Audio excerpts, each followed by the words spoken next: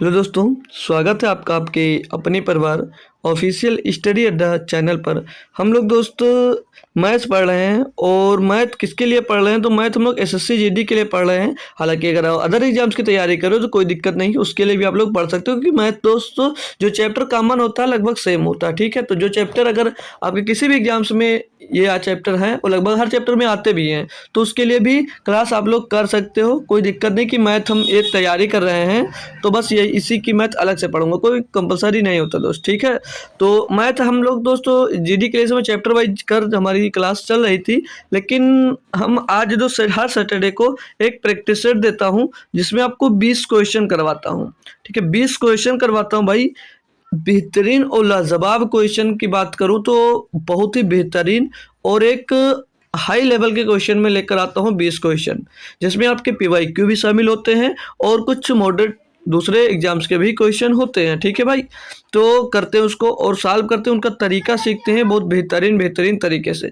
तो बात करेंगे कि इसका ये क्लास डेली अगर आप लोग सोच रहे हो कि कब होती है तो ये डेली क्लास दोस्त आपको मिलेगी शाम को 7 बजे। हर शाम को 7 बजे क्लास चलती है डेली का डेली।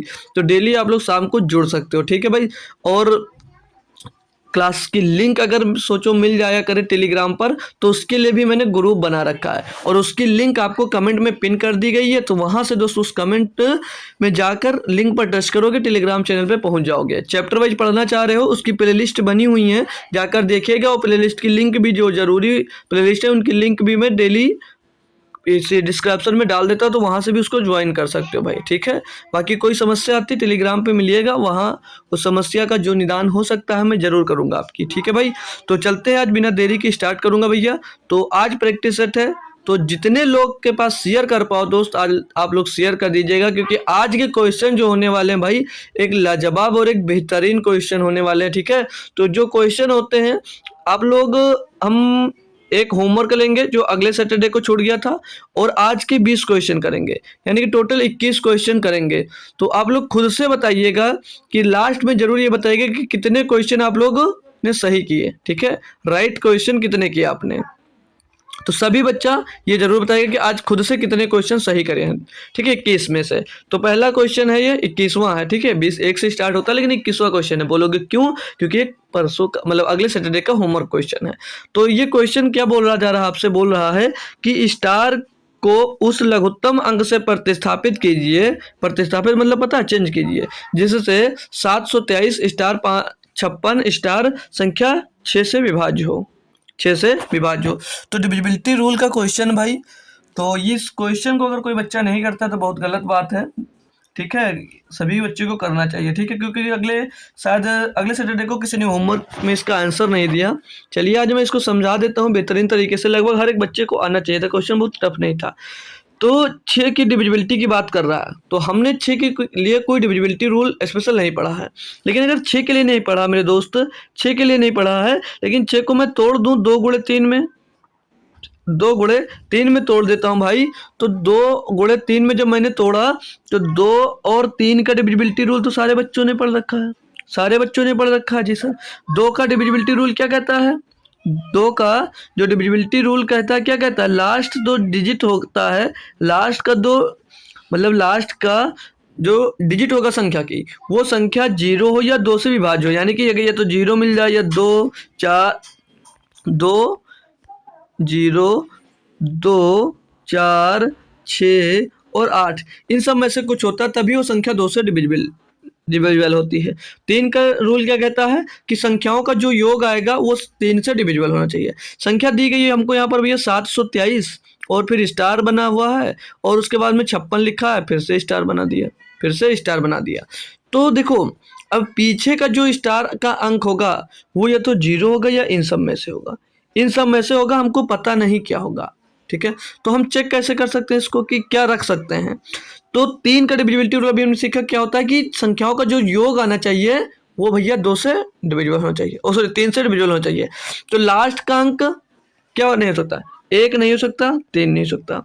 अब क्यों नहीं हो सकता ये ध्यान देना, क्योंकि भैया 2 का जो डिविजिबिलिटी रूल कहता है कि पीछे 0 2 4 6 8 ही आएगा तभी वो डिविजिबल होगा। तो 1 आएगा तो क्या होगी पूरी संख्या 2 से डिविजिबल नहीं होगी। 3 आएगी नहीं होगी। अब चेक करना है आपको 2 से और 4 में से एक संख्या कोई होगी, कौन सी होगी वो पता करना है।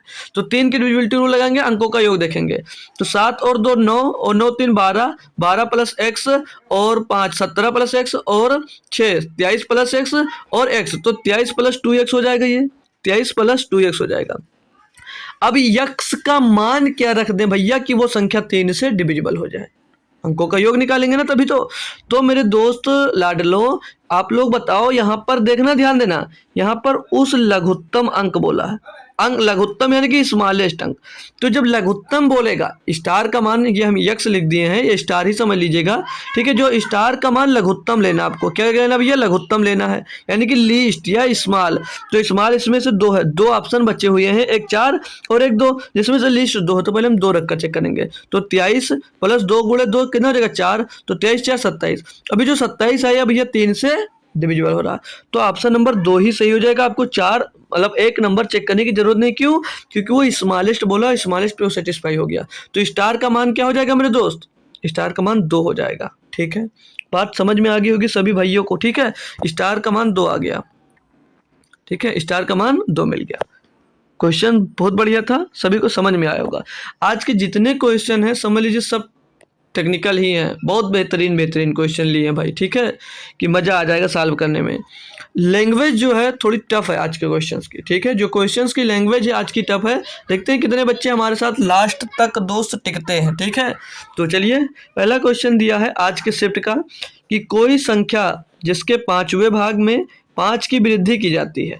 जो कोई संख्या है उसके 5वें भाग में 5 की वृद्धि की जाती है, तो वह उसके तीसरे भाग में 7 की कमी के बराबर हो जाती है। संख्या का आधा भाग ज्ञात कीजिए। कुछ पल्ले नहीं पड़ा होगा, कुछ पल्ले नहीं पड़ा होगा। तो मैं कुछ आपको बता रहा हूँ। जैसे आपसे कोई क्वेश्चन में बोले कि 90 टर्म्स, 90 भाग जैसे लिख दे, 90 भाग की बात करें, 90 भाग की बात करें, तो समझ जाइएगा कि वो 1/n की बात कर रहा है। किसकी? 1/n की बात कर रहा है। ऐसे लिखा है 90 भाग या nth पार्ट लिख कर आया, तो समझ जाएगा कि 1/n की बात कर रहा है। अब कोई संख्या है जिसका 5वें भाग में 5 की वृद्धि की जाती है। हमें संख्या नहीं पता, हमने संख्या यक्स मान ली, हमने संख्या यक्स मान ली। तुमको जो अच्छा लगे मान लो, हम एक्स ही मान लेते हैं। हमने संख्या मान ली एक्स। ठीक है, तो बोला है कि कोई संख्या जिसके 5वें भाग में 5 की वृद्धि की जाती है। अब संख्या हमने मानी यक्स, इसके 5वें भाग यानी एक 5वां भाग अभी बताया है, 1/5 का गुणा कर दोगे तो 1/5 में 5 की वृद्धि कर दी जाती है। हमने 5 की वृद्धि कर दिया, तो बोला तो वह उसके तीसरे भाग में 7 की कमी के बराबर हो जाता है। यानी कि किसके बराबर हो जाता है? इसी संख्या के, यानी कि यक्स के 3/3वें भाग में 7 की कमी के बराबर, यानी कि 7 माइनस इसके बराबर हो जाता है। अब यहाँ से आप लोग कैलकुलेट करके यक्स का मान निकाल सकते हो भाई। तो यक्स का मान पहले निकालेंगे, फिर उसके बाद में ये भी पूछा कि संख्या का आधा भाग ज्ञात करना है। ठीक है, जो संख्या आएगी यानी यक्स जो आएगा इसका आधा भाग यानी x/2 निकालना है। तो चलते हैं इसको करते हैं भैया। तो ये हो जाएगा यक्स प्लस 25 और बटे में 5। कैसे हुआ ये बताने की जरूरत है भाई? हमको तो नहीं लगता बताने की जरूरत है। या तो एक काम करो और अच्छा तरीका सॉल्व करने का। देखो ये x/5 है और ये 5 है और ये x/3 है, तो इसको इधर ले आओ और इसको इधर भेज दो। तो इसको इधर भेज देंगे भैया, तो क्या हो जाएगा, ये x/5 इधर है, x/5 इधर है। या तो एक काम कर लो, क्यों प्लस में रखना है ना, तो ये जो x/5 इधर भेज दो और ये 7 को इस साइड में ले आओगे, तो क्या मिल जाएगा, ये 7 हो जाएगा आपका प्लस का, 7 हो जाएगा आपका प्लस का। तो ये x/3 और माइनस का x/5 हो जाएगा और बराबर में 7 और प्लस का 5 हो जाएगा। इसको सॉल्व करेंगे दोस्तों, तो हर बराबर करेंगे तो ऊपर क्या हो जाएगा 5x माइनस 3x अपान में 3×5 = 15 और बराबर में 12। कोई चेंज आया? कोई समस्या नहीं है ना भाई। अब इसको काटेंगे तो यहाँ पर बचेगा 2x = 15 × 12 हो जाएगा 180। तो x का मान क्या मिल जाएगा भैया 90 मिल जाएगा। लेकिन वो बोला संख्या का आधा भाग कितना होगा। ये x हमको जो मिली संख्या मिल गई, इसका आधा भाग यानी x/2 यानी कि 90/2 और 90/2 हो जाएगा भैया 45। ऑप्शन नंबर डी सही है। ऑप्शन नंबर भाई डी सही है। क्वेश्चन का लेवल देखकर खुद ही बताना दोस्त कि क्वेश्चन कैसा है, और इससे अच्छा क्वेश्चन लीजिए, एक और बेहतरीन क्वेश्चन दोस्त, टाइम भले लग सकता है 1 घंटे का, लेकिन आज के क्वेश्चन से आपको दोस्त मजा बहुत आएगा। दिया P और Q एक दूसरे से 10 सेंटीमीटर दूर पर दो नियत बिंदु फिक्स्ड पॉइंट पर हैं, मतलब वो हिल डुल नहीं सकते, ठीक है और P सॉरी है और R PQ पर एक P जो R है पॉइंट, वो PQ पर ऐसा बिंदु है कि PR जो काटेगा उनको तो PR 6 सेंटीमीटर है। जब PR की लंबाई 5% बढ़ाई जाती है तो QR की लंबाई कितने प्रतिशत कम हो जाती है। क्वेश्चन पल्ले भले ना पड़ा हो दोस्त, बताऊंगा तरीका ऐसा कि आपको समझ में बहुत अच्छे से आएगा। मान लीजिए ये दो फिक्स्ड पॉइंट हो गए, हमने यहाँ पर दो फिक्स्ड पॉइंट बना दिया भाई।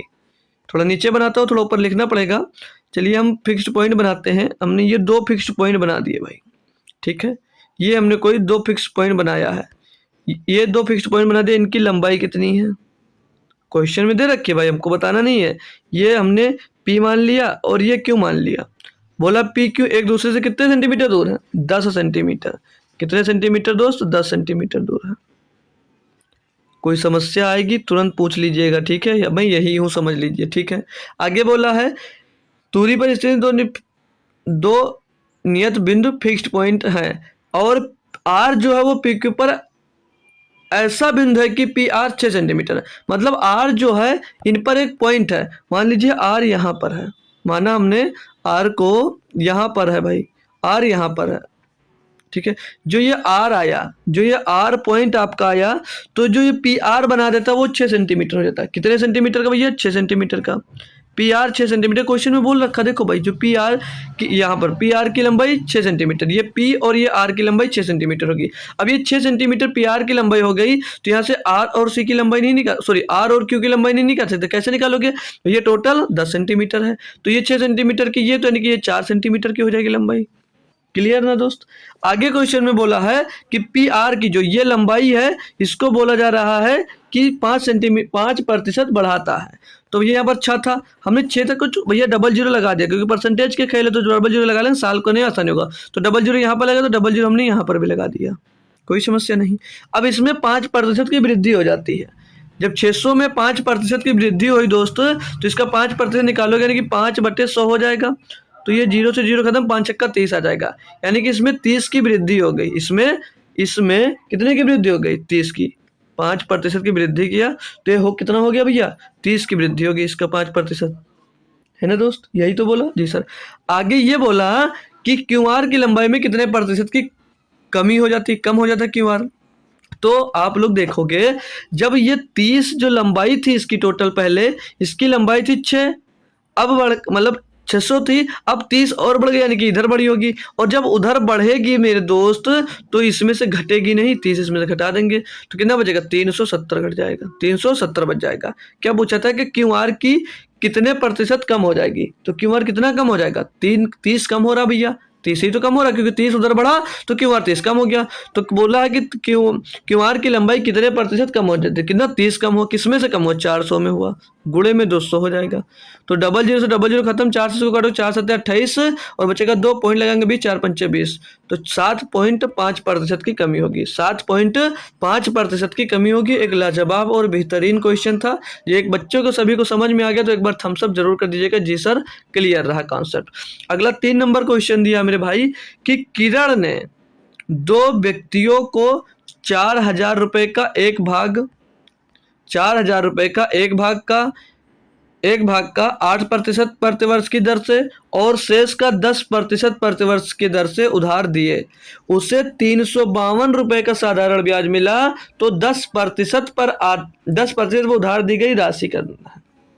इसके लिए सिंपल सा फार्मूला कह सकते हो आप लोग की होता है, या फार्मूला छोड़ो, याद क्या रखना है, इसमें आपको एलिगेशन लगाना है। क्यों, क्योंकि आपको 2% पे दिए वो पता है और टोटल ब्याज कितना मिला आपको वो पता है। तो हम पहले जो टोटल ब्याज मिला है वो कितने प्रतिशत मिला है टोटल का, ये पहले निकालेंगे, पहले ये निकालेंगे। तो कैसे निकालेंगे भैया, 352 रुपये का आपको ब्याज मिला है, किस पर मिला, 4,000 पर मिला है, 4,000 पर मिला है, गुणे में दोस्त 100 कर देंगे, ठीक है ना भाई, सही जा रहे हो ना, एकदम सही सर। तो 1 0 2 0 1 0 2 0 कैंसिल हो गया। इसको काटोगे भैया, इसको काटोगे 4 से, भी नीचे 0 बचा, याद रखना पॉइंट लगा देंगे बाद में। तो 4 और 8 32 बचेगा, 3 हो जाएगा 32, 4 और 8 32, नीचे 10 बचा, पॉइंट लगा दो। तो 8.8% का टोटल ब्याज मिला है, टोटल ब्याज 8.8% का मिला है। अब एलिगेशन कैसे लगाना है वो समझिएगा।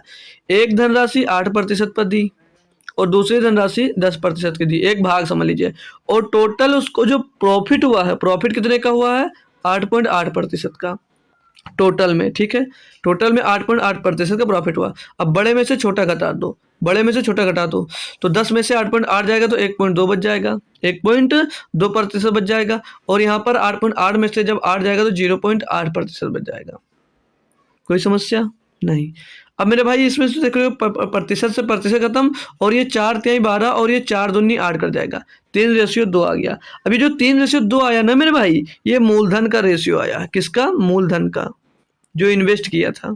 इन्वेस्ट की बात कर रहे हैं, उधार लिया था, 4000 है जो, ये मूलधन का रेशियो आ गया। तो 3 2 5, 5 बराबर 4000 था, 5 बराबर 4000 था, तो 1 बराबर कितना आ जाएगा, 5 चौथे 40, 800 आ जाएगा। पूछा क्या है कि 10% पर उधार दी गई धनराशि, 10% पर उधार दी गई धनराशि का रेशियो कितना है, 2। तो 1 बराबर 800, तो 2 बराबर कितना होगा, 1600। 2 बराबर कितना होगा, 1600। Option number D, option number मेरे दोस्त डी यहाँ पर सही होगा। क्वेश्चन के लेवल देखते जाइए और कितना मजा आता है भाई सॉल्व करने में, ये देखिए, ठीक है। चलिए अगले पे चलेंगे भाई, क्वेश्चन पे 4 नंबर पे दिया, देखो भाई कितने बेहतरीन बेहतरीन क्वेश्चन निकल कर आ रहे हैं भाई। दिया एक बगीचे में, ये थोड़ा अच्छा है और फंसाने वाला क्वेश्चन है। एक बगीचे में पहले वर्ष गुलबहार के 6 पौधे थे, 6 पौधे हैं। प्रत्येक वर्ष माली गुलबहार के 3 नए पौधे लगाता है। गुलबहार के 6 पौधे थे अभी तक, वो हर साल में 3 पौधे लगाता है, ठीक है। बगीचे में पहले वर्ष चमेली के भी 26 पौधे थे, जो चमेली के पेड़ थे वो 26 थे, जिसमें से प्रत्येक वर्ष 2 पौधे खत्म हो जाते हैं। गुलबहार के 3 पौधे लगाता है और हर साल 2 पौधे चमेली के कम हो जाता है, ठीक है। पहले वर्ष के बाद कितने समय में गुलबहार के पौधों की संख्या जो होगी चमेली की संख्याओं की संख्या के बराबर हो जाएगी। इसको ऑप्शन से भी करना है, कर सकते हैं। तरीके क्या है वो देखिए। मान लीजिए कोई पहला पेड़ है, ये पहला पेड़ हमने बना दिया, पेड़ ऐसे बनता है ना, कुछ ऐसे कर कर बनता है, ठीक है, कुछ ऐसे कर कर बनता है। तो ये पेड़ हमने मान लिया किसका है, ये पेड़ आपका गुलबहार का हो गया, किसका, गुलबहार का। दूसरा पेड़ बनाते हैं हम लोग भाई, दूसरा पेड़ बनाते हैं, देखो भाई दूसरा पेड़ दूसरी मेरी बना दिया, ठीक है। तो ये किसका पेड़ हो गया, ये चमेली का हो गया। ये कितने थे भैया, ये 26 हैं, ये 26 है चमेली के पेड़। अब आगे जो क्वेश्चन में ये बोला कि भैया ईयर, जो एवरी ईयर हर साल चेंज क्या होता है, ये 3 बढ़ता है और ये 2 घट जाता है, ये 2 घट जाता है, ये वाला 2 घट जाता है, वो हर साल 3 बढ़ जाता है। तो हम मान लेते हैं कि टी वर्ष बाद संख्या किसके बराबर होगी, टी वर्ष बाद जो इनकी संख्या होगी वो बराबर होगी, टी वर्ष बाद इनकी संख्या बराबर होगी। टी वर्ष बाद, हमने साल नहीं पता है, हमने टी वर्ष बाद बराबर संख्या मान लिया कि बराबर हो जाएंगी। टी वर्ष बाद, टी वर्ष बाद टी वर्ष बाद बराबर नहीं, संख्या बराबर, टी वर्ष बाद संख्या बराबर हो जाएगी। हमने मान लिया टी वर्ष बाद संख्या बराबर हो जाएगी। अभी देखते जाइएगा कैसे लग जाएगा ये, टी वर्ष बाद संख्या बराबर हो जाएगी। तो इस समय भी कितनी है, 6। तो भैया 6 है, हर साल 3 बढ़ता है, तो 3, और ये जितने साल में होगा हमने मान लिया टी, तो टी से इसमें गुणा कर देने, 3t टाइम लगेगा, ठीक है। बराबर इधर कितने 26 पेड़ है, ये 2 घटता है, तो कितने साल में बराबर होगा नहीं पता, हमने मान लिया टी साल में बराबर होगा, तो 2t हो गया, ठीक है। अब ये दोनों बराबर होने जाएंगे क्योंकि क्वेश्चन में बोला है। इनको आप सॉल्व करके टी का मान निकाल लो, इनको सॉल्व कर कर अब आप लोग दोस्त टी का मान निकाल लो। तो ये टी वाला पोर्शन, ये जो इधर है इसको इधर ले आते हैं और 6 को इधर भेज देते हैं, ठीक है भाई। तो क्या मिल जाएगा, ये 3t है, उधर 2t आएगा, कितना हो जाएगा 5t हो जाएगा, और इधर 6 प्लस का तो उधर जाएगा माइनस का, तो 5t बराबर 20 आ जाएगा। तो टी का मान क्या आ जाएगा, 4 साल, टी का मान 4 साल आ जाएगा। और 4 यही पूछा जा रहा है भैया, टी का मान टी वर्ष में हो जाएगा। और इसको करते डायरेक्ट कैसे कर सकते थे, बहुत तरीके हैं भाई, आप लोग कोशिश तो करो। अब ये 3 के रेशियो से बढ़ रहा था गुलबहार का पेड़, तो अंदाजा ही लगा लो भैया, हमने मान लिया कि 4 साल बढ़ा तो कितने पेड़ बढ़ते, 4 साल में 12 पेड़ बढ़ते और 6 पहले से तो 18 हो जाते। और इसको मान लिया कि 4 साल घटता तो 8 पेड़ घट जाता भैया। तो 26 में अगर 8 पेड़ घट जाता तो कितना बचता, 18 पेड़ तो बचता। 26 में 8 पेड़ घट जाता तो 18 ही पेड़ तो बचता। तो 4 साल में 10 बराबर हो जाते। कैसे भी कर सकते थे आप, ठीक है ना भाई। अगला दिया है आपको 5 नंबर क्वेश्चन कि एक नाव नदी में धारा के अनुकूल, एक नाव एक नदी में धारा के अनुकूल एक निश्चित दूरी 3 घंटे में तय करती है, या समान दूरी को धारा के प्रतिकूल 3.5 घंटे में तय करती है। यदि पानी की गति 1.5 किलोमीटर प्रति घंटा हो तो शांत जल में नाव की गति क्या है ना भैया। एक लाजवाब क्वेश्चन। क्या इस टाइप का क्वेश्चन करके मुझे बता सकते हो दोस्त, क्या इस टाइप का क्वेश्चन आप लोग करके हमें बता सकते हो भैया, क्योंकि बहुत टफ नहीं है क्वेश्चन बहुत टफ नहीं है। अब जब बोला कि धारा के अनुकूल, धारा के जब अनुकूल जाते हो मेरे दोस्त तो आपकी जो चाल होती है वो क्या हो जाती है, बोट प्लस वाटर हो जाती है। यानी कि बोट की चाल और वाटर की चाल आपस में जुड़ जाती है कब, जब धारा के अनुकूल जाते हो। और जब प्रतिकूल जाते हो तो बोट की जो चाल होती है वो धारा के चाल से घट जाती है। इतनी बात पता है। और एक बात इसमें यह है कि जब भैया दूरी समान होती है, दोस्त, तो जो चाल का मतलब जब दूरी समान हो तो जो समय का रेशियो आता है उसका उल्टा चाल का रेशियो हो जाता है। जो समय का रेशियो आता है उसका उल्टा चाल का रेशियो हो जाता है। तो क्वेश्चन को समझिएगा सभी लोग। नाव में धारा के अनुकूल एक निश्चित दूरी 3 घंटे में तय करती है। तो भैया बी प्लस डब्लू यानी कि बोट प्लस स्टीम इसके जब उसी गति में जाता है तो उसको 3 घंटे में तय करता है, ठीक है। और जब वापस आता है भैया, मतलब धारा के प्रतिकूल चलता है तो बी माइनस डब्लू उसको कितना समय लगता है, 3.5 घंटे का। तो इसको 3 घंटे का टाइम लगता है जब उसी गति में उसी दिशा में जाता है, और जब उधर से वापस होता है तो 3.5 घंटे में, मतलब प्रतिकूल दिशा में इतना समय लगता है। पॉइंट हटाएंगे यहाँ से, एक जीरो बढ़ जाएगा यहाँ पर। तो 5 छक्का 30 और 5 सत्ते 35। ये क्या आ गया, ये समय उसमें बोल रखा है, ये समय का रेशियो है, ये समय का रेशियो। अब मैंने बताया क्वेश्चन स्टार्ट होने से पहले कि जो समय का रेशियो होता है, अगर दूरी समान है, दूरी समान है, तो अगर दूरी समान होती है तो जो समय का रेशियो होता है उसका उल्टा चाल का रेशियो हो जाता है। तो चाल का रेशियो क्या हो जाएगा, चाल का रेशियो इनका क्या हो जाएगा भैया, 7:6। चाल का रेशियो क्या मिल गया, 7:6। बात अब आपके दोस्त पल्ले पड़ी होगी, ठीक है भाई, बता देंगे, एक बार कंफर्म करेंगे सही है पूरा। अब हमको चाल पता चल गया, ठीक है, चाल पता चल गया कि इनकी चाल कितनी है और इसकी चाल कितनी है। जब चाल पता है तो क्या निकालना भैया, गति निकालना है। गति निकाल नहीं सकते, किसकी गति, शांत पानी में नाव की गति निकालना है, यानी कि बोट बी का मान ज्ञात करना, किसका मान, बी का मान ज्ञात करना है और डब्ल्यू का मान ज्ञात करना है। तो कैसे ज्ञात कर सकते हैं भाई, कैसे क्या कर सकते हैं। अब जब बोट का बी डब्ल्यू निकालना है तो एक बार इनको जोड़ दीजिए, एक बार इनको जोड़ देंगे तो 7 6 13 हो जाएगा, 7 6 13 हो जाएगा। देखो जब बी का मान निकालते हैं तो एक बार इनको जोड़कर 2 से डिवाइड करते हैं, और जब बी माने डब्ल्यू का मान निकालते हैं, ये बी का मान निकलेगा, और जब डब्ल्यू का मान निकलेगा भैया तो एक बार इनको घटाकर 2 से डिवाइड कर देते हैं, तो यहाँ पर आप लोगों को दिख रहा होगा कि 7 और 6 इनको एक बार घटा देंगे कितना बचेगा, 1 बचेगा। क्या बचेगा भैया, 1 बचेगा। बताना आप लोग खुद। ये 1/2 हो जाता है, इधर 13/2 हो जाता है, तो 2 से 2 आप लोग कैंसिल कर सकते थे हालांकि, ठीक है भैया, इसीलिए हमने 2 नहीं लिखा, डायरेक्ट लिख दिया, ठीक है। तो बी और डब्ल्यू की हमको चाल पता चल गई। पूछा क्या है कि शांत जल में नाव की गति क्या होगी, भैया, नाव की गति क्या होगी, चाल गुणे समय। इसमें कितना दिया भैया, ये तो पानी की जो गति है वो कितना, 1.5 किलोमीटर प्रति घंटा, और बोट की चाल कितनी है, 13 किलोमीटर प्रति घंटा, और पूरे पानी की चाल 13 बचे, 65 का 5 हासिल आ जाएगा 6 पॉइंट लग जाएगा, 13 का नाम 13 और 6 19, तो 19.5 किलोमीटर प्रति घंटा हो जाएगी, 19.5 किलोमीटर प्रति घंटा हो जाएगी शांत जल में नाव की चाल, नाव की चाल। बताएंगे भैया, क्वेश्चन समझ में आया भाई। इसको डिविजिबिलिटी रूल से हालांकि आप लोग कर सकते थे, वो कैसे कि भैया जैसे अब हमको चाल, जो बोट की चाल है वो कितनी मिल गई, वो मिल गई 13 किलोमीटर, तो जो आंसर आएगा भाई आपका क्या होगा, वो 13 का मल्टीपल होता। तो ये जो 195 है वो 13 का मल्टीपल ही होगा, चाहो तो आप लोग चेक कर सकते हैं, ठीक है भाई। चलते हैं नेक्स्ट क्वेश्चन पे। 6 नंबर दिया है कि 129 खिलाड़ियों की एक कबड्डी टीम का औसत वजन जो है वो 89 किलोग्राम है।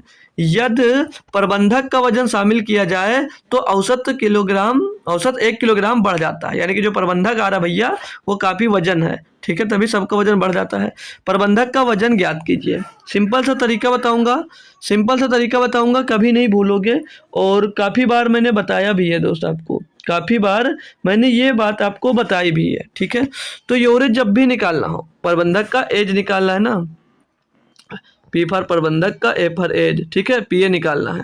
तो कैसे तरीका बताया था, पहले कितना वजन था, 89 किलोग्राम औसत वजन था। अब कितना बढ़ा भैया पता नहीं, प्लस कर दो। 139 खिलाड़ी थे, एक प्रबंधक आ गए तो खिलाड़ी कितने हो गए, 140।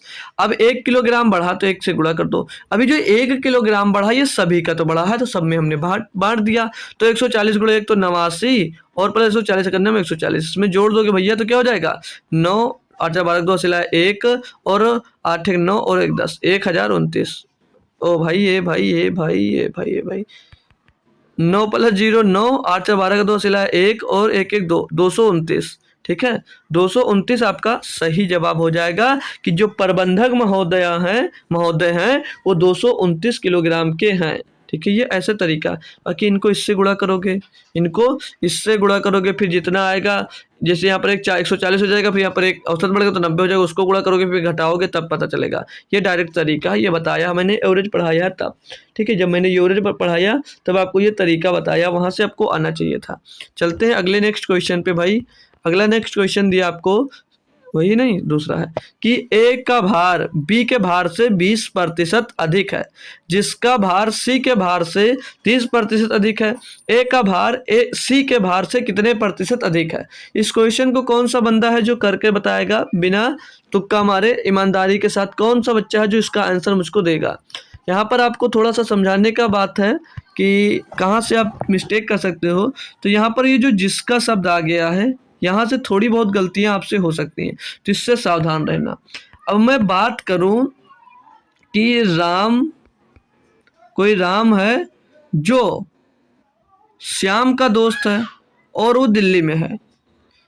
जैसे राम जो है वो श्याम का दोस्त है जो दिल्ली में है। अब जो आया वो किसके ऊपर जो आया वो किसके लिए लगा, वो लगा श्याम के लिए, नहीं कि लास्ट वाले के लिए। अब यानी कि यहाँ पर जो ये जिसका शब्द आया है ये किसके उच्चारण से हो रहा है, ये बी के लिए उच्चारित हो रहा है। क्यों, क्योंकि ए का जो भार है वो 20% है। ए का भार बी के भार से 20% अधिक है, जिसका भार सी से 30% अधिक है। यानी कि जो ये जिसका था वो बी को रिप्रेजेंट कर रहा है यहाँ पर, ठीक है, बी को रिप्रेजेंट कर रहा, तो ये गलती नहीं हो, इसीलिए मैं बताया हूँ, ठीक है भाई। अब इसको करेंगे सॉल्व अपन लोग। तो ए का जो भार है वो बी के भार से 20% अधिक है, यानी बी का भार अगर 10 है तो ए का भार कितना होगा, 12 होगा, ठीक है भाई। आगे बोला जो ए का भार है वो सी के भार से 10 कितने प्रतिशत अधिक है। यहां से पढ़ो, जिसका भार सी के भार से, जिसका मतलब बी का भार सी के भार से 30% अधिक है, यानी कि जो यहाँ पे ए सी नहीं होगा बी सी होगा। जो बी का भार है वो सी के भार से 30% अधिक है, यानी कि मेरे दोस्त जो बी का भार है वो सी के भार से 30% अधिक है, यानी कि बी सी अगर 10 है तो बी जो है वो 13 है, ठीक है, कोई समस्या नहीं। अब ए बी सी मिल गया, चाहो तो इसको कॉमन लेकर इनका आंसर निकाल सकते हो, चाहो तो अपने डिब्बा मेथड से इसको मैं सिखा सकता हूँ, जो भी पढ़ा रहा हूँ। तो 2 छंग 12, 2 पंचे 10 हो जाएगा, 6:5 यहाँ से मिल गया। तो कैसे निकाल देते, ए बी सी का रेशियो निकालना है, ठीक है। लेकिन पूछा यहाँ पर आपसे क्या है कि ए का भार सी के भार से कितने प्रतिशत अधिक है। तो ए बी सी का, ए बी कितना है 6 5 है, बी सी कितना है 13 और 10 है, तो यहाँ पर खाली स्थान ये बच गया, यहाँ पर खाली स्थान ये बच गया। कैसे सॉल्व किया जाता है दोस्त, याद है भूल गए, इसके पड़ोसी से इसको भर लिया जाता है, तो 6 पंचे 30, 13 बचे 65 और 10 बचे 50। यहाँ तक कोई समस्या तो हुई मेरे दोस्त, कोई समस्या हो तो आप बोल सकते हो बेझिझक, ठीक है। ओ सॉरी गलती देख रहे हो भाई, यहाँ पर जो बगल में 5 लिखा ना मैंने, ये 13 होगा, क्यों, क्योंकि 13 से बगल से ले रहे ना, तो 13 छंग 78 और 5 छक्के 15 13 पचे 65 होगा, 13 या देखो 5 3 पढ़ रहा हूँ, और 10 पचे 50, तो 78 65 और 50 आ गया इनका ABC का रेशियो। तो क्वेश्चन में पूछा कि A का जो भार है वो C के भार से कितने प्रतिशत अधिक है। अब A का जो भार है वो 78 है और जो B का भार है वो 50 है, तो इनसे कितना अधिक है भैया, 28 अधिक है। 28 किससे अधिक है, 50 से अधिक है, गुणे में 200, तो 50 एकम 50, 50 दूनी 100, 28 दूनी 56, 56% अधिक है, 56% अधिक है। ऑप्शन नंबर सी आपका सही जवाब हो जाता है भाई। क्वेश्चन का मजा आ रहा होगा भाई, आपने मैथ की ऐसी की तैसी कर दी दोस्त, उस लेवल के क्वेश्चन आज मिले आपको। क्वेश्चन में दिया है कि सबसे बड़ा गोला 6 सेंटीमीटर भुजा वाले घन से काटा गया, गोले का आयतन होगा, गोले का आयतन इसमें बताना है। तो डायग्राम बनाना पड़ेगा, कैसे करते हैं देख लीजिए। तो इस क्वेश्चन में कह रहा है कि सबसे बड़ा गोला 6 सेंटीमीटर वाले घन से काटा गया है। कोई गोला है जो घन के, देखो कह रहा है कि 6 सेंटीमीटर भुजा वाले घन से काटा गया है, एक गोला है स्फीयर, लार्जेस्ट स्फीयर, गोले का आयतन क्या होगा। तो घन बनाता हूँ, पहले आपको बताता हूँ, फिर पूरी बेहतरीन तरीके से बताऊँगा। आज थोड़ा अच्छा लगेगा आपको भी, पढ़ने में थोड़ा मज़ा आएगा, ठीक है। मैं एक घन बनाता हूँ यहाँ पर, मैं यहाँ पर एक घन बनाता हूँ भाई, ठीक है। अभी घन बनाऊँगा भाई, ये कोई घन बन रहा है, ये घन है, अभी बनाता हूँ, देखना भाई कुछ अच्छा लगेगा आपको भी, बेहतरीन लगेगा कि कैसे बेहतरीन तरीके से बनाया गया घन, ठीक है। ये घन बन गया, ठीक है, अच्छा लग रहा होगा आप लोगों को घन ये, ठीक है। अब इसमें से 6 सेंटीमीटर भुजा वाले घन से एक गोला काटा जाता है, स्फीयर काटा जाता है। अब गोला एक है, गोला मान लीजिएगा कि एक गोला है जो इन सभी से मिल रहा है। कलर चेंज करता हूँ, थोड़ा कलर चेंज करता हूँ थोड़ी देर के लिए भाई। इसमें से एक गोला काटा जा रहा है, तो गोला मान लीजिए इन सभी से दोस्त मिलता हुआ, ये इसके 6 के 6 फलक हैं, 8 फलक होती हैं कि 6 फलक होती हैं घन के, जितने फलक होती हैं सभी से दोस्त ये मिल रहा है, थोड़ा सभी से टच हो रहा है, समझ लीजिएगा, ठीक है, ठीक है ना दोस्त। अब इनकी जो रेडियस होगी, यानी कि इनका जो व्यास होगा, वो व्यास किसके बराबर होगा, इनकी एक भुजा के बराबर होगा। इनकी एक भुजा कितनी है, 6 सेंटीमीटर भुजा वाले, तो यानी इनका जो रेडियस होता, सॉरी रेडियस, हाँ व्यास, डायामीटर बोलते हैं उसको, रेडियस को एक आर होता, जो रेडियस जो डायामीटर होता है वो रेडियस का डबल होता है, यानी कि ये 2r जो होगा, ये 2r किसके बराबर होगा भैया, इनके भुजा के, किसके बराबर होगा भैया, इनका जो डायामीटर होगा किसके बराबर होगा, इनके भुजा के बराबर होगा, ठीक है, इनके भुजा के बराबर होगा। तो r बराबर क्या होगा, r बराबर होगा मेरे भाई, भुजा कितनी है 6 सेंटीमीटर और 2r था ये, तो r का मान निकालोगे तो r बराबर क्या मिल जाएगा 3। r का त्रिज्या इसकी कितनी मिल गई, जो रेडियस है आपके, मतलब जो गोला बना, स्फीयर बना, उसकी त्रिज्या हमको 3 मिल गई, 3 सेंटीमीटर मिल गई। अब आपको गोले का आयतन बताना है, तो गोले का आयतन मेरे भाई होता क्या है, गोले का आयतन होता है, वॉल्यूम क्या होता है भैया, वॉल्यूम क्या होता है बताएंगे, तो होता है 4/3 पाई आर क्यूब, आर कितना भैया 3, 3 का क्यूब, ठीक है। तो ये क्या हो जाएगा 4/3 और पाई, क्योंकि पाई में आंसर दिया, और गुणे में 3 की पावर 3 हो जाएगा 27, 3 से इसको काटोगे 9 बार जाएगा, तो 9 चौक 36, 36 पाई सेंटीमीटर क्यूब आएगा भैया, 36 पाई सेंटीमीटर क्यूब क्या आ जाएगा भैया, गोले का आयतन क्या होगा, वो गोले का आयतन। कॉन्सेप्ट क्लियर दोस्त, बात समझ में आ गई होगी अब आपको, ठीक है, कोई दिक्कत नहीं होगी। जो ये इनकी ये जो हमने निकाला है डायामीटर था, और डायामीटर होता किसके बराबर है, तो बता दिया भैया, जो भुजा होती है उसके बराबर होता है। अगला 9 नंबर क्वेश्चन देखेंगे हम लोग भाई, कि दिया एक दुकानदार खरीदारों के लिए निम्नलिखित छूट योजनाएं प्रदान करता है। पहला छूट है वो बोला जरा 15% और 20% की 2 कर्मी छूट ले लो। फिर तीसरे में बोल रहा है कि 25% और 10% की कर्मी छूट ले लो, और बोला 33% की छूट। यहाँ तक पढ़ना भाई, ये क्वेश्चन यहाँ तक है। और एक थर्ड में सिर्फ और सिर्फ सिंगल छूट दे रहा है, वो भी 33% की। अब आपसे क्वेश्चन है कि किस योजना के तहत विक्रय मूल्य न्यूनतम होगा, किस विक्रय मतलब किस छूट को मैं, अगर आप ग्राहक के तौर पर गए हो तो कौन सा इसमें छूट आप लोग करवाओगे, वही करवाओगे जिसमें ज़्यादा छूट होगा।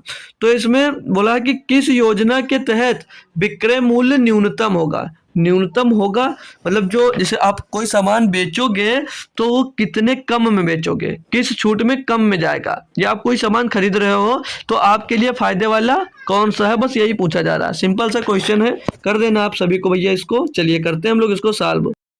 पहली छूट जो है वो 15% और 20% की दो क्रमिक छूट है। अब क्रमिक छूट का फार्मूला क्या होता है? क्रमिक छूट का फार्मूला क्या होता है? जैसे आपने एक छूट x% की दी और दूसरी छूट b% की, जब लगातार क्रमिक छूट देते हैं तो छूट निकालने का एक फार्मूला पड़ रखा सक्सेसिव वाला, या उसको रामबाण फार्मूला कह सकते हो, होता है x plus y, x b नहीं एक्स वाई रख लो यार, ए बी भी गूंज रहा है मन में, और ए बी, ठीक है। तो एक्स वाई प्रतिशत की छूट दिया, दो क्रमिक छूट, तो इसका जब छूट निकाल दो कैसे, क्या फार्मूला होता है? एक्स प्लस वाई और माइनस का एक्स वाई अपान में 100। इस फार्मूले से हम लोग दोस्त क्या पता करते हैं? जो दो क्रमागत लगातार छूट दी जाती है, दो क्रमिक छूट दी जाती है जो लगातार, भाई ठीक है। यहाँ तक कॉन्सेप्ट क्लियर? तो आइए पहली छूट निकालते हैं हम लोग। पहली छूट निकालेंगे तो पहली छूट 15% की और दूसरी 20% की, ठीक है। और माइनस 15 गुणे 20 हो जाएगा एक्स वाई, तो 15 गुणे 20 हो जाएगा भैया 300, 15 गुणे 20 हो जाएगा 300 बटे 100, तो ये जीरो से जीरो कैंसिल हो जाएगा। 15 और 20 कितना हो जाएगा भैया 35, 35 माइनस 3 यानी कि 32%। तो पहले से उसको कितनी छूट मिली? 32% की। दूसरे पर आते हैं, दूसरे छूट पर एक 25% की छूट है, दूसरी छूट 10% की है, और दोनों को गुणा करेंगे 25 गुणे 10 तो हो जाएगा 250, 250 बटे में 2 हो जाएगा ये 100, तो यहाँ से 100 काट कर ये 2 अंक बाद पॉइंट लग जाएगा, तो ये 25 और 10 35 हो जाएगा, और माइनस का 2.5 हो जाएगा, घटाएंगे तो ये 32.5%, यानी कि यहाँ पर उसको छूट कितनी मिल रही? 32.5% की। तीसरे में तो भैया सीधे सीधे वो बोल रहा था कि 33% की छूट ले लो, छूट ले लो। अगर वहां पर मैथ वाला स्टूडेंट खरीद रहा होता सामान तो सीधे सीधे ये छूट लेगा। और जैसे जो इसको मैथ नहीं आती है, अगर दुकानदार ने बोला कि आपको मैं एक 15% की और एक 20% की छूट दूंगा, और यह बोले कि मैं 25% की और 10% की दो कर्मा छूट देता हूँ, कर्मा का छूट देता हूँ, या आप सीधे सीधे 33% की छूट ले लो, तो जो नहीं पढ़ा मैथ वो इन दोनों में से चूज करेगा, क्योंकि भाई उसमें दो छूट मिलेगा। लेकिन जो पढ़ रखा आपकी तरह इंटेलिजेंट लड़का तो वो तीसरी छूट लेगा, क्योंकि इसमें ज़्यादा उसको छूट मिलने वाली है, ठीक है। ये न्यूनतम विक्रय मूल्य करना था, तो जब छूट दोगे 33% का तो कम से कम विक्रय मूल्य में बेचोगे भाई। 10 नंबर पे चलते हैं भाई। टाइम लग रहा आज, लेकिन क्वेश्चन के आज लेवल जो मैंने रखे हैं भाई बहुत बेहतरीन रखे हैं। ये क्वेश्चन एक नंबर का भाई है, बेहतरीन क्वेश्चन दोस्त है, ठीक है। बोला जा रहा है कि पाइप पी और क्यू एक पानी टंकी को क्रमशः 10 घंटे और 15 घंटे में पूरी तरह भर सकते हैं। एक पाइप आर है जो पानी से भरे उस टैंक को 12 घंटे में खाली कर सकता है। प्रारंभ में टैंक खाली है, मतलब जब प्रारंभ मतलब शुरुआत में टैंक खाली है। केवल पाइप पी और क्यू को 6 बजे सुबह 6 AM पे यानी खोले जाते हैं। पाइप आर को भी 9 बजे खोला जाता है। टैंक कितने बजे पूरी तरह भरा जाएगा? भाई बहुत लाजवाब क्वेश्चन है दोस्त, बहुत ही लाजवाब क्वेश्चन। कैसे करना है तो तरीका सीख के जाइएगा दोस्त, आपको भाई मजा बहुत आएगा क्वेश्चन करने में, है ना भाई। तो चलिए देखते हैं कैसे करा जाएगा। पहले इनकी एफिशिएंसी निकाल लो, इन सभी की दोस्त आपको एफिशिएंसी निकालनी है। तो पी कितनी देर में भर देता भैया? 10 घंटे में। पी 10 घंटे में भरता है, और जो क्यू है वो क्यू इसको 15 घंटे में भर देता है, ठीक है। और जो आर है वो इसको बोला कि 12 घंटे में मैं अकेले खाली कर दूंगा, ठीक है। तो इनकी एफिशिएंसी निकाल लो। तो 12, 15 और 10 का एलसीएम क्या होगा? 60 होगा, यानी कि टंकी जो थी वो कितने लीटर की बन गई? 60 लीटर की। तो जो पी है भैया वो 1 घंटे में कितना काम करेगा? तो 10 छंग 60, 6 काम करेगा, यानी कि 6 लीटर पानी भरेगा। और जो क्यू है 1 घंटे में कितने लीटर पानी भरेगा? 4 लीटर पानी भरेगा। और जो आर है ये खाली कर रहा है, तो 12 पंचे 60, यानी कि 1 घंटे में 5 लीटर पानी ये खाली कर देगा। इसीलिए इसके सर पे हम माइनस लगा देते हैं, ठीक है। इसीलिए हमने इसके सर पर माइनस लगा दिया, या 5 आगे लगा, माइनस आगे लगा दो, कि ये माइनस का 5 होगा, यानी कि 5 लीटर ये 1 घंटे में खाली कर सकता है। अब क्वेश्चन में आते हैं फिर से, और आपको दिखाते हैं क्या कि जो पी और क्यू पाइप था ये 6 AM पर खोल दिया जाता। सुबह ये 6 बजे खोल दिया गया, 6 AM पर 2 पाइप खोल दिए गए, और जो दूसरा पाइप था आर, वो कब खोला गया, वो 9 AM पे खोला गया, वो 9 AM पे खोला गया। तो इनके बीच का डिफरेंस कितने समय का है, इनके बीच डिफरेंस कितने समय का भैया, 3 घंटे का है डिफरेंस या नहीं है, 3 घंटे का डिफरेंस आया। अब जो ये 3 घंटे थे, इस 3 घंटे में, इन 3 घंटों में भैया पी और क्यू ही सिर्फ और सिर्फ अकेले चले हैं, अकेले सिर्फ और सिर्फ पी और क्यू ही चले। कौन कौन पाइप चला, पी पाइप और क्यू पाइप दोनों साथ में चले हैं, कितने, 3 घंटा। ठीक है भाई, तो ये दोनों मिलकर काम कितना करेंगे, ये दोनों कितना भरते हैं भैया, तो 1 घंटे में 6 और 4 10, पी क्यों भैया 10 का भरते हैं, 10 लीटर। तो ये 3 घंटे में कितने लीटर भरेंगे भैया, 10 से 30 लीटर। यानी कि भैया ये जो है भैया, मतलब पी क्यों दोनों ने 6 बजे भी इनको खोल दिया गया, तो ये 3 घंटे चलो, 3 घंटे में टंकी 30 लीटर भर दी। अब शेष टंकी खाली कितनी रह गई, शेष कितनी टंकी खाली रह गई, टोटल 60 लीटर की थी भैया, 30 भर दिया है, तो कितने लीटर की बची होगी, 30 लीटर की भी बची है, 30 लीटर की बची है। अब ये तीनों भैया एक सत्थे चला दिए गए 9 बजे, 9 जब 9 AM पर ये भैया सब लोग चल गए, कौन कौन, पी भी चल गया, क्यू भी चल गया और आर को भी इसी में चला दिया गया। तब कितनी देर में बची टंकी भर जाएगी भैया, तो जो पी और क्यू थे ये 10 भरते थे, और जब आर भी जुड़ गया तो भैया ये 1 घंटे में 5 लीटर निकाल तो भी तो देता है, ये 1 घंटे में 5 लीटर निकालता भी तो है ना भाई। क्वेश्चन में बोला था अभी, यहाँ पर हम निकाल कर दिखाया कि इसकी एफिशिएंसी है कि 1 घंटे में 5 लीटर बाहर करते पानी। यानी कि जब तीनों मिलते हैं तो 1 घंटे में कितना पानी भरेंगे, 5 लीटर पानी भरेंगे, 5 लीटर पानी भरेंगे भैया, ये सिर्फ और सिर्फ 5 लीटर पानी इनसे भरा जाएगा। तो भरना कितना, 30 लीटर, 1 घंटे में 5 लीटर भरते हैं तो कितना टाइम लगेगा, 5 छक्के 30, यानी कि 6 घंटा और लगेगा। 9 बजे के बाद इनको 6 घंटे लगेंगे। तो 9 AM में 9 AM हुआ है, 9 AM, इसमें 6 घंटा प्लस करना आपको, तो क्या हो जाएगा, ये 15 AM बना देगा, क्या बना देगा, 15 PM, PM हो जाएगा ना, 15, 12 के बाद PM हो जाता है, तो 15 PM पे भर जाएगा। यानी कि 15 PM का मतलब क्या होता है, 3 PM पे, कितने पर, 3 PM पे। ऑप्शन नंबर बी एक लाजवाब और एक बेहतरीन क्वेश्चन था। होप करूंगा सभी बच्चे इसको करने में सक्षम होंगे, क्योंकि लैंग्वेज टफ थी, क्वेश्चन टफ नहीं था भाई। ठीक है, लैंग्वेज थोड़ी सी टफ थी और क्वेश्चन टफ नहीं था। अगला पे चलते हैं, बात करेंगे भाई, छोड़कर मत भागना क्लास भाई। ठीक है, ये नहीं कि क्वेश्चन अगर नहीं हो पा रहे तो भाग जाओ, भागना नहीं भाई, डटना है लास्ट तक मेरे साथ। दिया, एक छोटे से व्यवसाय को शुरू करने के लिए ए और बी ने मिलकर 15,000 रुपए, ए और बी ने मिलकर 15,000 रुपए का निवेश किया था। उन्हें साल के अंत में 2,000 रुपए का लाभ हुआ। बी ने अपने लाभ का हिस्सा 600 रुपया किया, मतलब बी ने अपने लाभ का हिस्सा 600 रुपया ले लिया। ए ने कितने निवेश किया। अब यहाँ पर आपको बात दिख रहा होगा कि जो निवेश किया है बराबर टाइम के लिए किया है दोनों ने, यही ना बोला, शुरू किया ए और बी ने, दोनों ने साथ में शुरू किया, 15,000 रुपये लेकर लगा दिया। उन्हें साल के अंत में 2,000 रुपये का प्रॉफिट हुआ और बी ने अपना हिस्सा 600 रुपये ले लिया। तो जिस रेशियो में उनका लाभ होता है उसी रेशियो में तो उनकी पूंजी इन्वेस्ट की जाती है। जैसे आपने 10,000 रुपये इन्वेस्ट किया और दूसरे ने 5,000 रुपये इन्वेस्ट किया, तो अगर 1,500 रुपये का प्रॉफिट हुआ तो भैया आप 10,000 इन्वेस्ट किए थे तो 1,000 लोगे और 500 उसको दे दोगे। तो उसी तरह इसमें भी है कि जब जिस रेशियो में आपने पैसा इन्वेस्ट किया उसी रेशियो में आपको प्रॉफिट होगा। ठीक है, मतलब जिस रेशियो में प्रॉफिट होगा उसी रेशियो में आप क्या इन्वेस्ट किया, या जिस रेशियो में इन्वेस्ट किया उसी रेशियो में आपको प्रॉफिट दिया होगा। बात समझ में आ रही है। इस टाइप का क्वेश्चन मिलेगा तो याद क्या रखना है, आप अगर आपने इन्वेस्ट किया है उसका रेशियो दे रखा है तो आप लोग लाभ का रेशियो निकाल सकते हो, और लाभ का रेशियो दिया है तो आप लोग इन्वेस्ट का रेशियो निकाल सकते हो। ठीक है, तो ए ये हो गया और बी हो गया।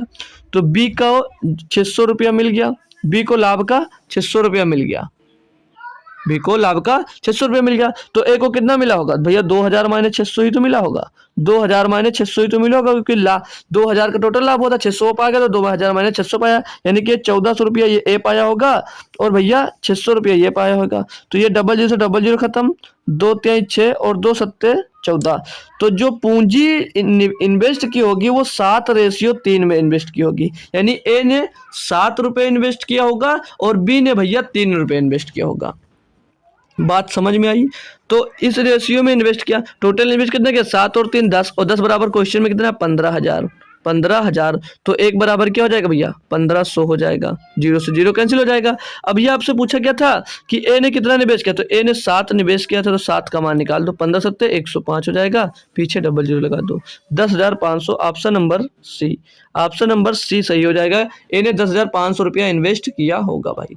तो ध्यान रखना है, जो लाभ परसेंटेज होगा वही इन्वेस्ट परसेंटेज होगा, मतलब परसेंटेज नहीं, समझ जाओ यार मैं क्या कहना चाह रहा हूँ, ठीक है। तो जो लाभ होगा जिस रेशियो में, उसी रेशियो में आपने इन्वेस्ट किया होगा, ठीक है, निवेश किया होगा। अब ये क्वेश्चन देखेंगे भैया, 12 नंबर दिया है कि यदि वह 6 अंकों वाली संख्या, ये कोई संख्या दी गई है जो 7, 11 और 13 से विभाज्य है, तो x minus y plus z, y plus 3z का मान ज्ञात करो। सिंपल सा रूल है, जो संख्या मेरे दोस्त, भाई क्वेश्चन तो एक नंबर का ये भी बेहतरीन है, तरीका अगर आता है तो कोई दिक्कत नहीं। अब मैं एक सिंपल सी छोटी सी बात बताता हूँ नॉलेज के लिए, जो संख्या 7 और 11 और 13 से विभाजित है, जो संख्या 7, 11 और 13 से विभाजित होती है, वो संख्या आपने पढ़ा होगा कि 1001 से जरूर विभाजित होगी। किससे? 1001 से जरूर विभाजित होगी। इनका एलसीएम होता है 7, 11, 13 का 1001, इनसे जरूर विभाजित होगी। और एक कंडीशन ये होती है, जो संख्या इन सभी से विभाजित होगी और 1001 से विभाजित होगी, वो संख्या हमेशा ए, बी और सी में दी रहती है। ए बी सी के टाइप में दोस्त लिखी होगी।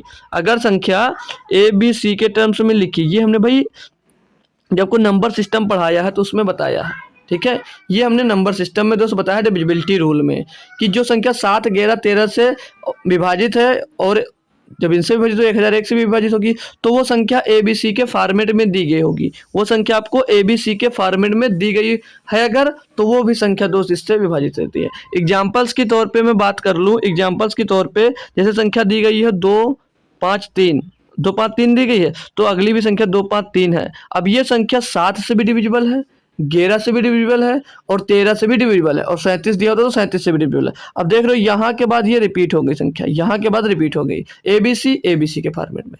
बात अब आपके कुछ पल्ले पड़ रही होगी। संख्या कौन सी हमको डिविजिबल करना है भैया? इससे विभाज्य करना है। किससे? संख्या क्या है आपकी? 5x है, 5x है, 2y z 6z दिया है, ये संख्या दी गई है।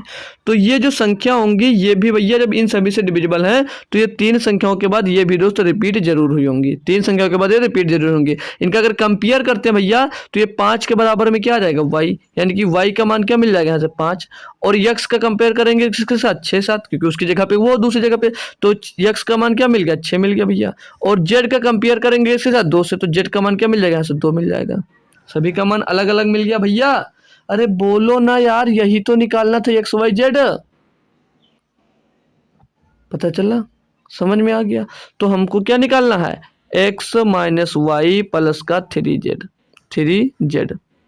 बताना दोस्त क्वेश्चन कैसे लग रहे हैं भाई, ये बात जरूर बताइएगा। तो एक्स का मान कितना है? 2, नहीं एक्स का मान 6 भाई, और y का मान कितना है? y का मान है 5, और z का मान कितना भैया? 2, 3 दूनी 6, तो 6, 6, 12 माइनस का 5 हो जाएगा, तो कितना बचेगा? 7। 7 इसका सही जवाब होगा भैया, 7 इसका सही जवाब होगा। बताएंगे भैया कि क्वेश्चन कैसा लगा। ये मोस्ट इंपॉर्टेंट क्वेश्चन मैं कह सकता हूँ, आपके एग्जाम्स में ऐसा भैया बन सकता है, ठीक है। ये क्वेश्चन मोस्ट इंपॉर्टेंट बोल के चलो, ठीक है, ये बन सकता है, क्योंकि भाई एक अच्छे लेवल का भाई ये आपके लिए क्वेश्चन दोस्त था।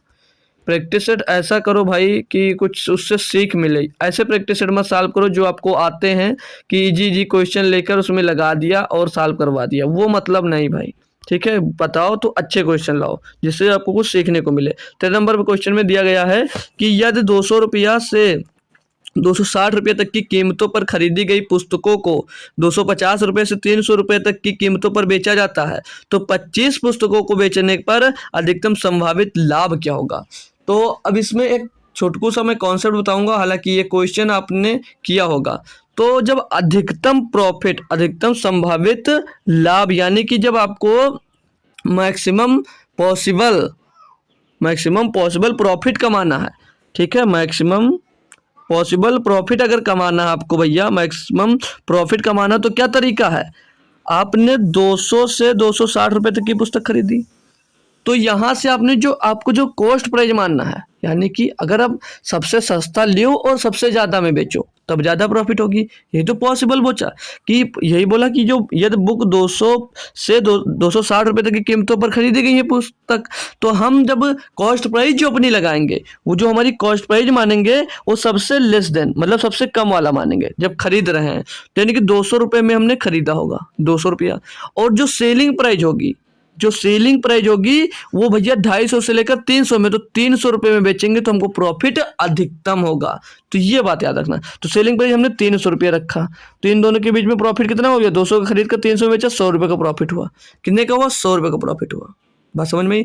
तो एक बुक बेचा उसने, एक बुक को बेचा तो प्रॉफिट कितना हुआ भैया, 100 रुपये का। तो उसने बोला कि 25 पुस्तकों को बेचने पर अधिकतम संभावित लाभ क्या होगा। तो 25 पुस्तकों पे लाभ कितना होगा, एक पुस्तक पे 100 रुपया, तो 25 पुस्तकों पे लाभ कितना हो जाएगा, 25 गुणे 100, 2500 रुपये का लाभ हो जाएगा। तो याद रखना कि जब भी आपको ज़्यादा लाभ कमाना है तो सबसे कम में खरीदिएगा और सबसे ज़्यादा में बेच दीजिएगा। ये रेशियो दिया था, यहाँ पर गलतियाँ ज़्यादा होती हैं बच्चों से, और इस क्वेश्चन में डिस्टर्ब भी होते हैं। ये क्वेश्चन मैं अलग से भी डालूंगा, काफ़ी बच्चे इसको सर्च जरूर करते होंगे। ठीक है। तो 14 नंबर क्वेश्चन दिया है कि एक ट्रेन अमृतसर से कांगड़ा तक 96 किलोमीटर प्रति घंटे की गति से चलती है और 98 किलोमीटर प्रति घंटे की गति से वापस आती है। यदि कुल यात्रा में 194 घंटे लगते हैं तो अमृतसर और कांगड़ा के बीच की दूरी ज्ञात कीजिए। भाई ये कांगड़ा जो है मुझे कमेंट में बताएंगे सभी दोस्त कहाँ पर है। जो कांगड़ा है ये किस राज्य में है, किस राज्य में है। एक जीएस का क्वेश्चन है, यहाँ से देखता हूँ कितने बच्चे इसको बताते हैं कि कांगड़ा कहाँ पर है, किस राज्य में है। ठीक है, आप लोग बताइएगा, तब तक मैं आपको क्वेश्चन बताता हूँ। ठीक है, क्वेश्चन बताता हूँ। कांगड़ा कहाँ, भूल मत जाना, हटा दिया तो कांगड़ा बताना कि कांगड़ा कहाँ पर है। ठीक है, जैसे भी हो, जब तक मैं क्वेश्चन करवाता हूँ बताना जरूर है भाई। तो देख लीजिए भैया, अमृतसर से कांगड़ा तक, ये अमृतसर से ये कांगड़ा तक गया। इसको डायरेक्ट फार्मूले पे पुट कर सकता हूँ, लेकिन थोड़ा समझाने का मन है, समझ लीजिएगा कि ये अमृतसर से और ये कांगड़ा तक गया। ठीक है, कांगड़ा तक गया। इधर से जब गया, जान लीजिए ये अमृतसर है, तो ये 96 किलोमीटर प्रति घंटे की स्पीड से गया, और उधर से जब वापस आया भैया वो, तो वो 98 किलोमीटर प्रति घंटे की गति से वापस आया। ठीक है भाई, ये हम टोटल डिस्टेंस को अगर डी मान लेते हैं, टोटल डिस्टेंस को हम डी मान लेते हैं, तो इसमें बोला कि यदि कुल यात्रा में 194 घंटे लगते हैं। देखो भाई, जब सामान दूरी आप तय करते हो, यहाँ से अगर एवरेज स्पीड निकालनी होती तो क्या फार्मूला लगाते हैं, 2xy अपन x प्लस वाई, जब एवरेज स्पीड निकालते हैं। लेकिन यहाँ पर इनके बीच की सिर्फ और सिर्फ दूरी मिलती है, तो सिंपल सा फार्मूला है कि निकलता इन्हीं सब से है। कहो तो फार्मूला भी बता दूं कहाँ से। हम फार्मूला क्या लगाते हैं, जब दो स्टेशनों के बीच की दूरी निकालते हैं, इधर से गया भी और उसी स्टेशन से वापस भी आया, तो उनके बीच की दूरी निकालने के लिए हम सिंपल सा फार्मूला लगाते हैं भैया, एक्स वाई अपान एक्स प्लस वाई और मल्टीप्लाइड में कुल दूरी, कुल समय, मल्टीप्लाइड में कुल समय, जितना समय लगा भैया। इससे जब ये हम करते हैं भैया तो हमको क्या मिल जाता है, तब हमको मिलता है कुल दूरी। ये दूरी निकाला जाता है, ये दूरी का फार्मूला है। ये कहाँ से मिलता है, तो इसके लिए हम यही जो हम पुराना फार्मूला अपना पढ़ते हैं भैया, एवरेज स्पीड वाला, वहीं से निकाला गया है, वहीं से निकाला गया। तो सीख लीजिए वहाँ से कैसे निकाला गया भैया। फार्मूला क्या होता है, 2xy, समझ लीजिए दो दूरी है 2xy बट्टे में x प्लस वाई, बट्टे में x प्लस वाई, और बराबर में क्या होता है भैया, टोटल डिस्टेंस। भैया इधर से गया एक बार और उधर से एक बार आया, तो दूरी कितनी तय की, 2d, दूरी कितनी तय की, 2d दूरी तय की, और बटे में टोटल टाइम कितना लगेगा, टोटल टाइम, टीटी लिख देता हूँ ना, समझ जाएगा, टोटल टाइम, ये टोटल टाइम लगा। ये फार्मूला से भैया वो फार्मूला जो अभी लिखे थे निकलता है।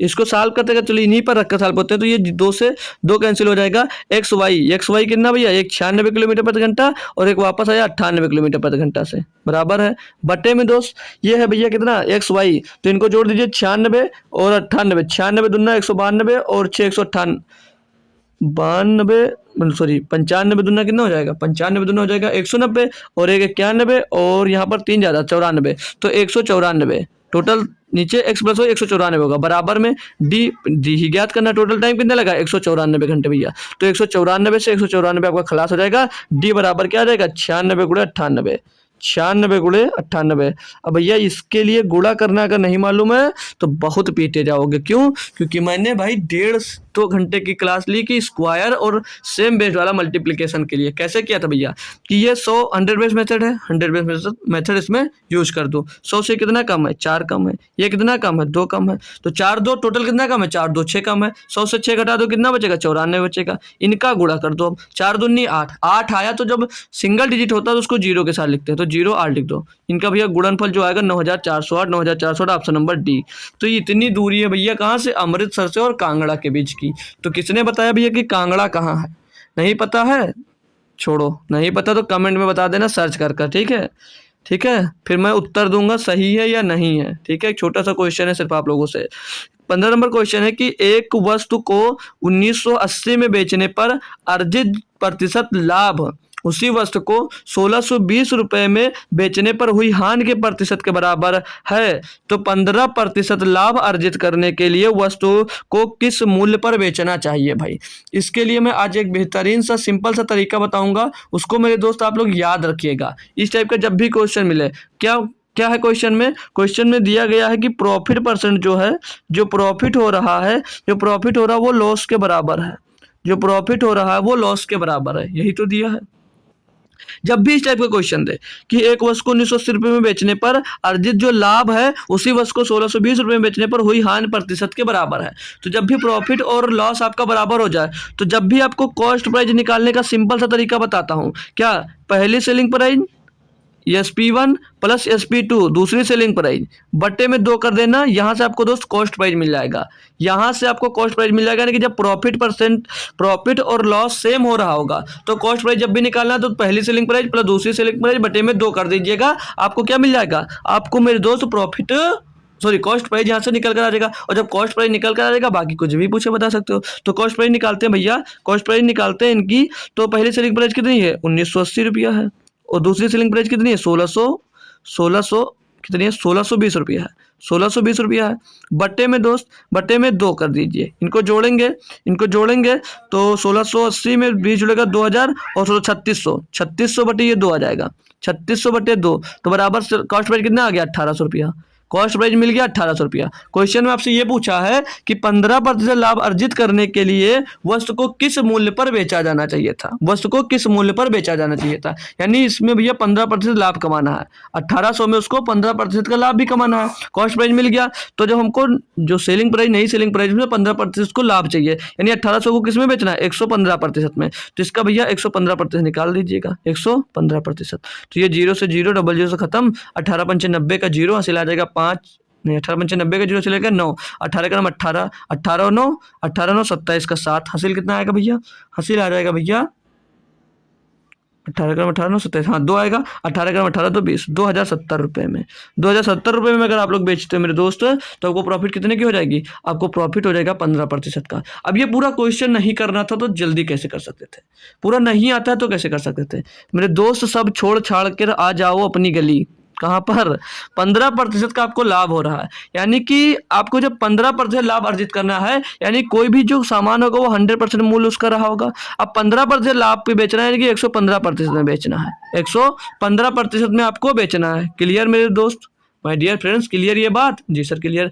तो जो 115% लाभ में बेचना है, यानी कि 115 23 गुणे 5, इनका गुणनखंड होता है 23 गुणे 5। अब जो आंसर होगा आपका वो 23 का मल्टीपल होगा और 5 का भी मल्टीपल होगा, इतनी बात याद रखना। अब 23 का और 5 का मल्टीपल देख लीजिएगा और आंसर दे देना, मैं चेक नहीं कराऊंगा, वैसे होगा वही सिर्फ 2070 ही।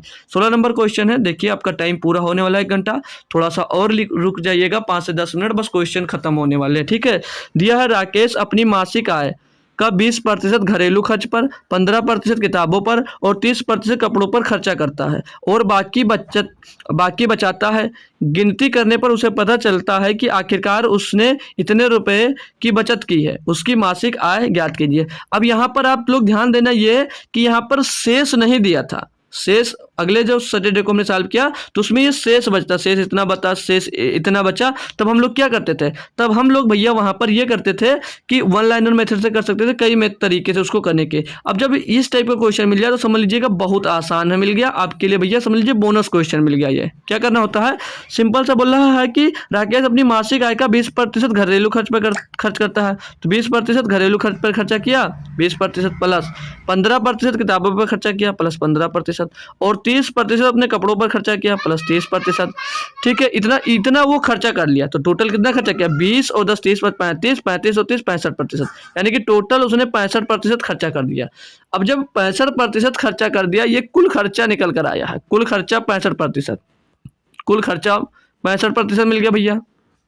ठीक है, तो बचत कितनी हुई, पूरा कमाता कितना होगा, आय कितनी होगी, 100% होगी, जिसमें से भैया वो 65% खर्चा कर दिया तो 35% बचा होगा। अब 35% बचा तो यानी 35% बराबर कितना बच रहा भैया, 12,397 रुपया, ये इतना बचा रहा है। तो अब आपसे क्या पूछा, उसकी मासिक आय, मासिक आय कितनी थी 100%, 100% की वैल्यू निकालना है। तो 12,397 बट्टे में 200 हो जाएगा 35, 35 है 37 नहीं है 35, और गुणे में 200 हो जाएगा ये 100। सॉल्व करेंगे इसको हम लोग भैया, तो 7 से काट देते हैं इसको, तो 7 बचे 35, 7 से इसको काटते हैं, 7 करने हम 7 बचेगा यहाँ पर भैया 5 हो जाएगा 53, 7 सता 49 बचेगा भैया 4 हो जाएगा 49, 7 सता 49, 7 करने हम 7, तो ये कितना हो जाएगा भैया 17 71, पीछे डबल जीरो और बट्टे में ये 5 हो जाएगा। 5 से फिर से इसको काटते हैं भाई, तो 5 थे 15, 2 बचेगा हो जाएगा 27, बचा हम 25, 2 बचेगा हो जाएगा भैया 21, 5 चौक 20, 1 बचेगा 10 हो जाएगा, 5 दूनी 10, पीछे जीरो, 35,420 रुपया, 35,420 रुपया उसकी क्या होगी, इनकम होगी, क्या आय, आय आय क्या होगी, आय, उसकी मासिक आय 35,420 रुपये रही होगी। बात समझ में आई दोस्त, ये क्वेश्चन आसान होते हैं। ठीक है भाई, चलिए अगला एक और लप्पू सा क्वेश्चन करिएगा आप लोग कि दिया एक ठेकेदार ने एक काम को 20 दिनों में पूरा करने के लिए 69 श्रमिकों को नियुक्त किया। काम को 12 दिनों में पूरा करने के लिए उसे और कितने श्रमिकों को नियुक्त करना चाहिए था। काम कितना है हमसे मतलब नहीं है, काम ठेकेदार आया, उसने कहा मैं इस काम को 20 दिनों में कंप्लीट कर दूंगा। घर वाले खुश हो गए, यार जी सर मुझे अच्छा लगा, आप इतनी जल्दी कर दोगे। आपने कहा इसको मुझे 1 महीने में पूरा करना था, लेकिन ठेकेदार ने आपसे कह दिया मैं इसको 20 दिन में ही पूरा कर दूंगा, आप खुश हो गए।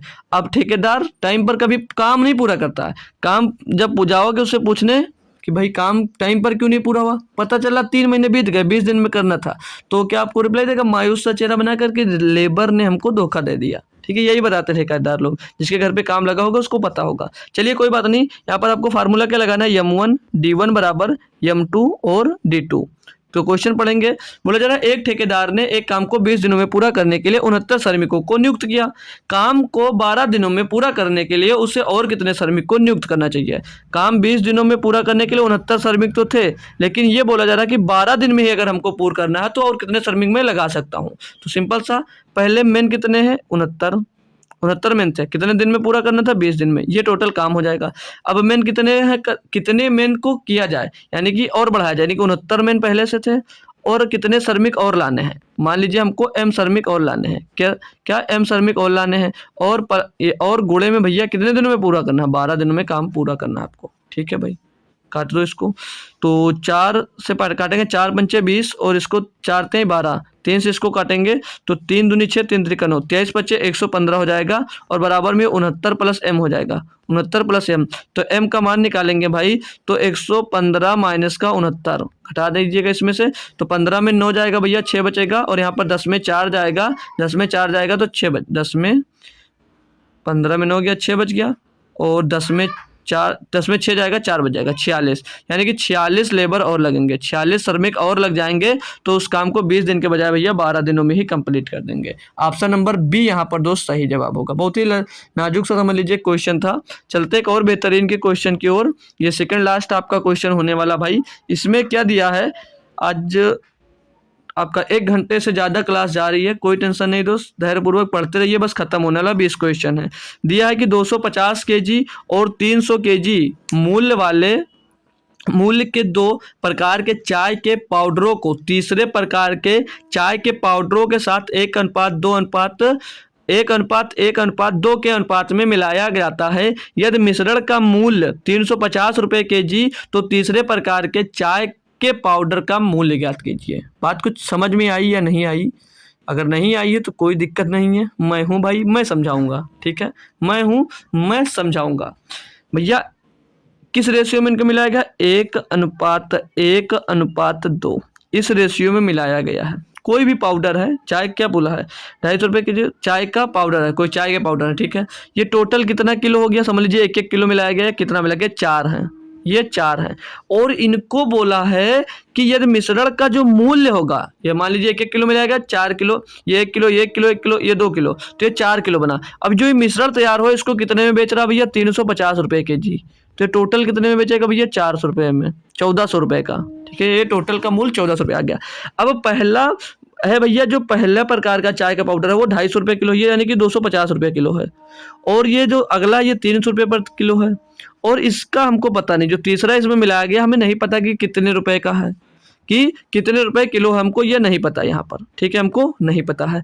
तो इनका मूल्य निकालेंगे तो भैया 250 रुपया किलो वाला चाय का पाउडर 1 ही किलो तो मिलाया गया, तो ये 250 रुपये का ही मिला होगा। 300 रुपया वाला 1 किलो मिलाया गया, यानी कि ये भी 300 रुपये का ही रहा होगा। ठीक है, यहाँ तक बात समझ में आई? बात समझ में आई? तो इनको जोड़ लेंगे तो 3 2 5, यानी कि 550 रुपये का 2 किलो पाउडर आया होगा।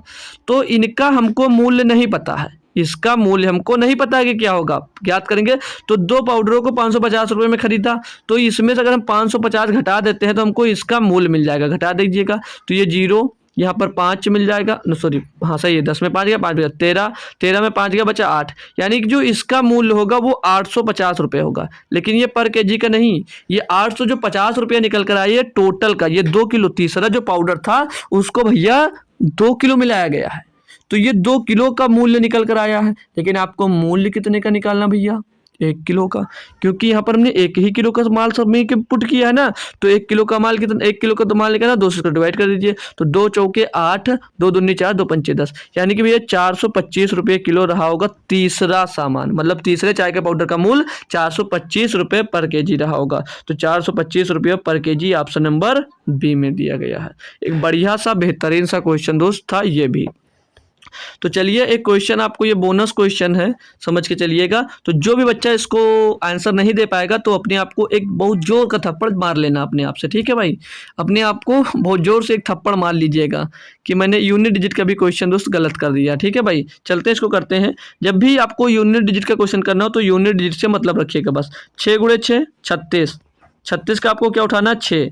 6 उठाना है। 6 का गुणा करना है इसमें 7 में, कितना हो जाएगा भैया? 42, 42 हो जाएगा। 42 को उठाइएगा 2 और कर दीजिए गुणा, इसमें हो जाएगा कितना? 6। कितना मिल गया भैया? 6। अब इस 6 का 6 उठाइए, इसका 3 में गुणा कर दीजिए, 6 3 18, 18 का उठा लीजिए 8, 8 का गुणा इसमें कर दीजिए, कितना हो जाएगा? 56, 56 को उठा लीजिए 6, 6 का गुणा 1 में कर दो, कितना मिल जाएगा? 6। भैया यही यूनिट डिजिट हो जाएगा, यही इकाई का अंक हो जाएगा, बस यही आपका इकाई का अंक हो जाएगा। अभी भी नहीं पढ़े हो ना तो जाकर दोस्त कहाँ, मेरी क्लास देख लो यार एक बार, मज़ा आ जाएगा नंबर सिस्टम की। भाई लगभग 10 क्लासें ली हैं, बहुत लाजवाब क्लास है भाई। देखिएगा एक बार, दिया 2 संख्याओं का जो गुणनफल है वो 6760 रुपये है, और इनका जो HCF है वो 1313 है। संख्याओं के ऐसे कितने जोड़े बनाए जा सकते हैं भाई? इस टाइप का क्वेश्चन मैंने LCM और SCF में आपको पढ़ा रखा भाई।